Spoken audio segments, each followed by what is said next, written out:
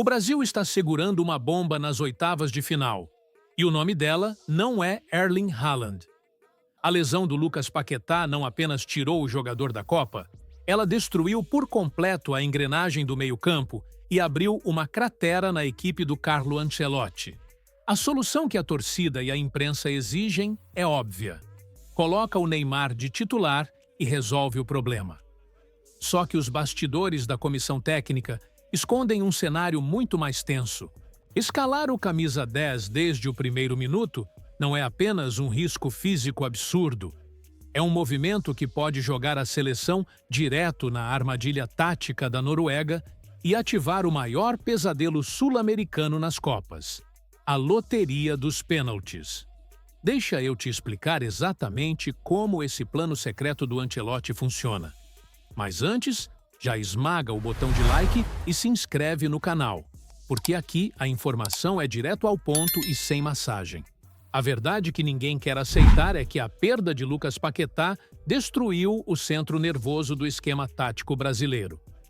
Não estamos falando de um simples desconforto muscular ou cansaço. É uma lesão de grau 2. Na fria realidade do esporte de alto rendimento, isso significa um tempo de recuperação de pelo menos 18 dias. Com a final do torneio marcada para o dia 19, a matemática é cruel. A Copa do Mundo terminou para ele. Esse vazio no meio-campo não poderia acontecer em um momento pior. A exigência midiática e popular clama pelo retorno imediato de Neymar à titularidade absoluta.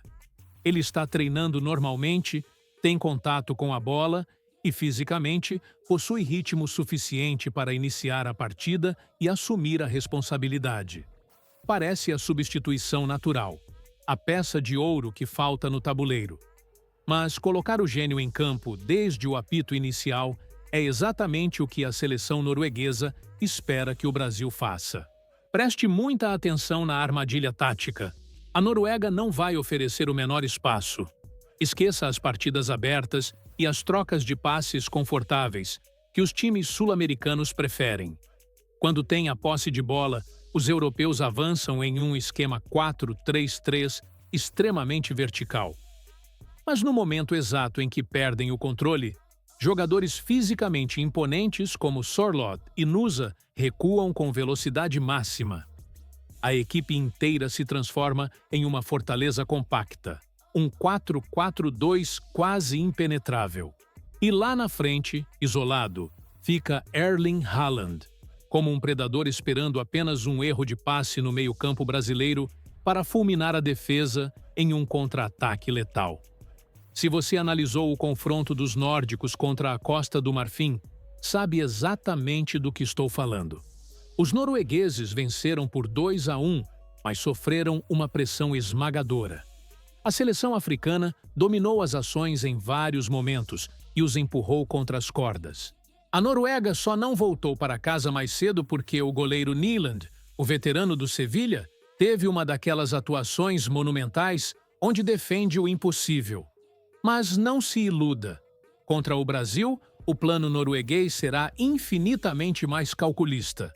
Eles sabem que entrar em uma troca de golpes aberta contra o ataque brasileiro é um atalho para sofrer uma goleada histórica. É aqui que entra a mente brilhante de Martin Odegaard. O meio-campista de 27 anos é o dono do compasso do jogo. Ele vai cadenciar a partida, desacelerar as ações e tentar esfriar o ímpeto ofensivo do Brasil a qualquer custo. Ao seu lado, Berg terá uma única missão: destruir a criação adversária e bloquear todas as linhas de passe na entrada da grande área. O objetivo deles é cristalino: estacionar o ônibus, fechar todas as portas e frustrar os brasileiros minuto após minuto. Diante de uma defesa tão recuada e sólida, a lógica básica do futebol dita uma regra de ouro: você precisa do seu jogador mais criativo para quebrar as linhas. Quem tem a visão periférica e o passe milimétrico capaz de desmontar essa barricada europeia em uma fração de segundo? O camisa 10. Neymar é, sem discussão, o homem ideal para perfurar o bloqueio de Nyland e seus defensores. Entretanto, o plano mestre arquitetado por Carlo Ancelotti era diametralmente oposto a isso. A estratégia original, aprovada nos mínimos detalhes, era manter Neymar preservado no banco de reservas. A instrução era clara: lançar a estrela no campo somente após a marca dos 60 minutos de jogo. Por quê? Porque entrar no terço final da partida significaria enfrentar zagueiros noruegueses já com as pernas pesadas pelo desgaste. Neymar entraria com energia total para incendiar a partida, e caso o duelo se arrastasse para uma dramática prorrogação, ele estaria na sua melhor forma física para desequilibrar. Existem outras opções. O elenco possui talentos jovens capazes de suportar o choque físico inicial no meio-campo. Endrick, com sua agressividade e explosão, pede espaço de forma contundente. Danilo Santos oferece alternativas táticas diferentes. Existem maneiras de recompor a equipe sem precisar sacrificar a sua principal carta na manga logo na primeira etapa. E o verdadeiro motivo pelo qual a comissão técnica hesita tanto em queimar essa substituição agora vai muito além do desgaste muscular dos 90 minutos iniciais. Trata-se de um cenário sombrio que nenhum torcedor sul-americano quer reviver. O que realmente assombra os corredores da concentração não é apenas o cansaço muscular de enfrentar uma defesa nórdica implacável. É o relógio avançando para o minuto 120 e a perspectiva sombria de ter que decidir o futuro de toda uma geração na marca do pênalti. O fantasma da eliminação de 2022 ainda respira no vestiário sul-americano.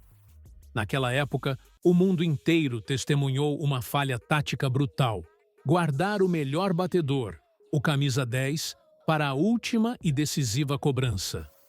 O resultado foi histórico e cruel. O time foi eliminado pela Croácia e a sua principal estrela desabou em lágrimas no gramado, sem sequer ter a chance de tocar na bola.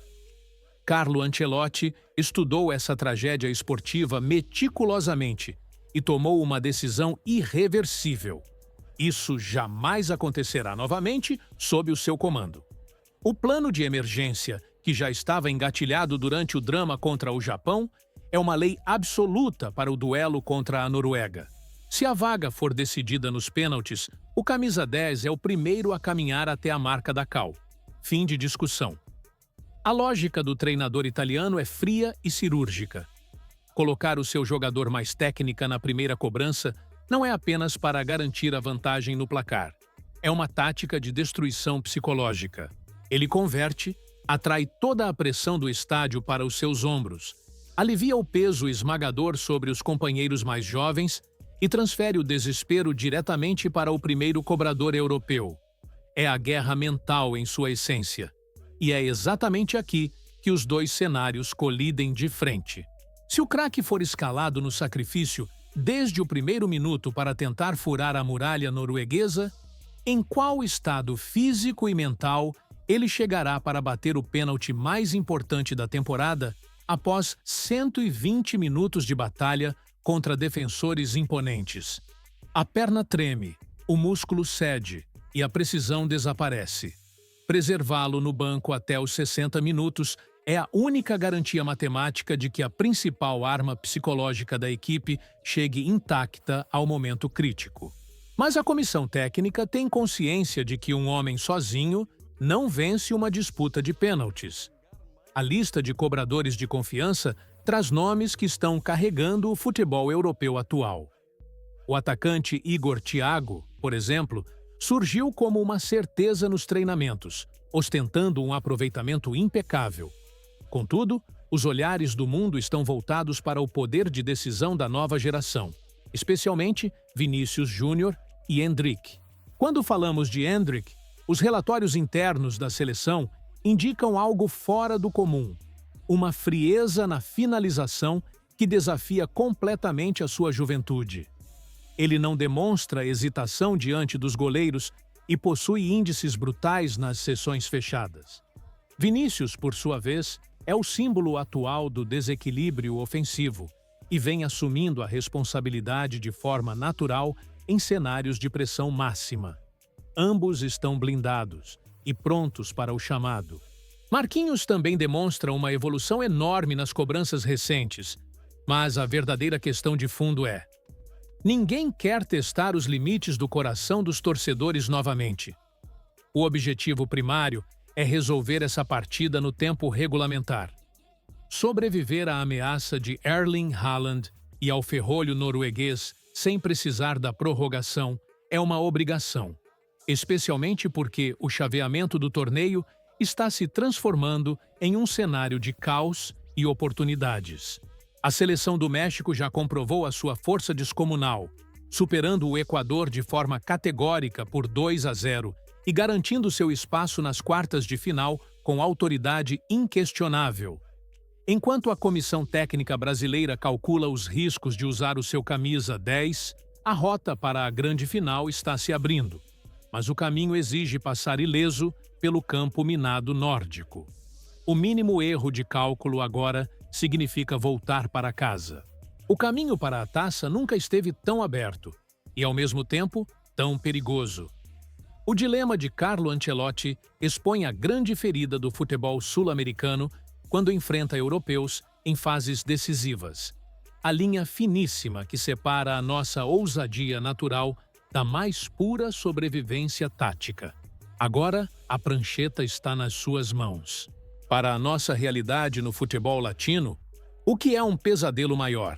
Passar 90 minutos batendo de frente contra uma muralha europeia sem o seu jogador mais criativo em campo? Ou ter que decidir o futuro de uma geração inteira na roleta russa dos pênaltis? Qual é o mal menor na sua estratégia? Deixe a sua leitura de jogo aqui nos comentários. E se você quer entender o futebol que acontece longe das câmeras e das coletivas de imprensa, aperta o botão de inscrever-se agora.